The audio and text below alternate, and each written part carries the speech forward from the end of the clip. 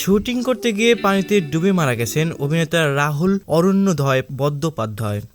তার বয়স হয়েছিল মাত্র ৪২ বছর। রবিবার ২৯ মার্চ সন্ধ্যায় ভারতীয় সংবাদ মাধ্যম আনন্দবাজারের তার প্রয়াণের খবর আসে। জানা গেছে রবিবার ভোলে বাবা পার করেগা ধারাবাহিক শুটিং করছিলেন ৪২ বছরের এই অভিনেতা।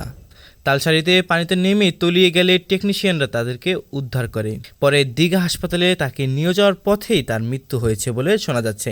দীঘা হাসপাতালেই ময়নাতদন্ত হওয়ার কথা রয়েছে। আর্টিস্ট ফোরামের পক্ষে অভিনেতা দিগন্ত বাগচি জানিয়েছে, শুটিং শেষ হওয়ার পরে তিনি পানিতে নামেন। তিনি বলেন, হয় সে সাঁতার জানত না বা কোনোভাবে আটকে পড়েছিল। হঠাৎ টেকনিশিয়ানরা চিৎকার করতে করতে বলেন রাহুলদা ডুবে যাচ্ছে।